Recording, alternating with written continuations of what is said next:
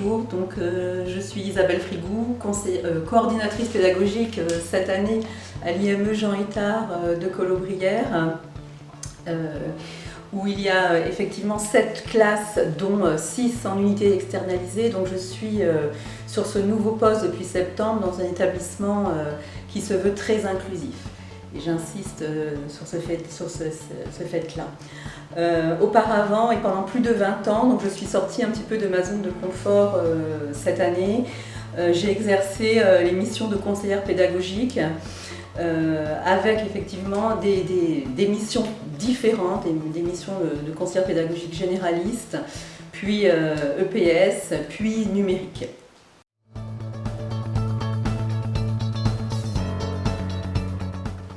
Alors, à mon avis, avant même de parler de compétences, il me semble que les enseignants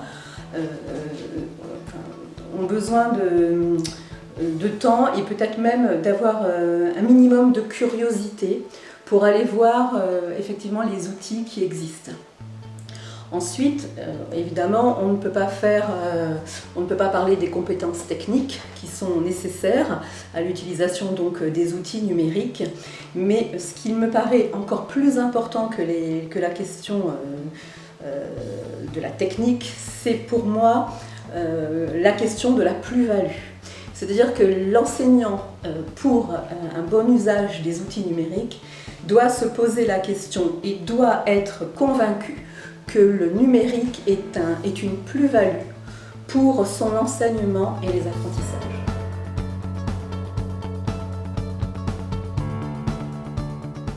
Alors les outils sont nombreux et variés et je pense qu'il y a aussi une méconnaissance.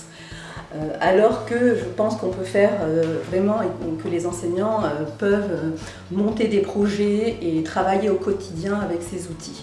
Donc on peut partir tout simplement du vidéoprojecteur dans la classe, quelle utilisation du vidéoprojecteur, et puis ça peut être aussi donc des tablettes, et puis donc quelles applications vont aller avec ces tablettes. Ça peut être aussi de la robotique, on n'y pense pas du tout, mais il y a plein de choses à faire avec des petits robots. Voilà, je veux dire, le champ des possibles n'est pas connu par l'ensemble des enseignants. Et c'est bien malheureux parce qu'il y a vraiment beaucoup de ressources et pour être inventif, développer la curiosité des enfants et faire des choses très intéressantes.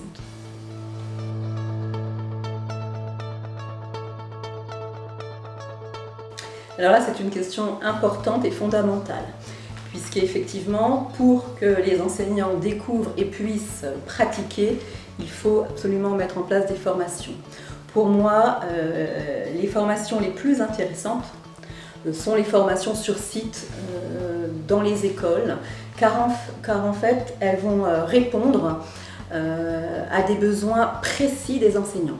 Je veux dire, le numérique, ça permet aussi de travailler la différenciation pédagogique. Et justement, lors des formations, on s'aperçoit que le niveau des enseignants est totalement différent. C'est-à-dire, il n'y a pas plus ennuyant pour un enseignant qui se débrouille sur l'outil numérique que de partir à zéro avec un collègue à lui qui découvrirait l'outil.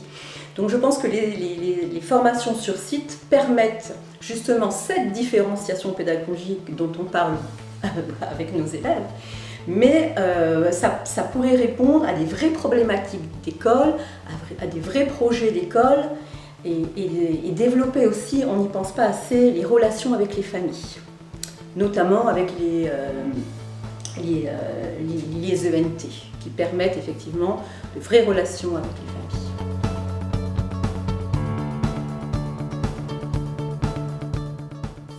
Je veux dire, je vais encore dire la même chose. Je veux dire, les projets peuvent être nombreux et variés. Je pense que ce qui est intéressant, c'est aussi de travailler sur des projets collaboratifs avec du type web TV, web radio, qui permettent vraiment de fédérer le groupe classe, mais aussi, à côté de ça, ça peut être aussi, et on revient sur de la pédagogie différenciée, permettre de donner des outils pour travailler l'adaptation pédagogique en fonction des besoins des élèves. Ensuite, voilà, je veux dire, on peut très bien travailler dans le domaine de la langue sur des projets d'écriture. On peut travailler en mathématiques, notamment, je pense à Math en vie. Travailler avec des tablettes, sortir, prendre des photos et à partir de là créer des problèmes, des énoncés de problèmes.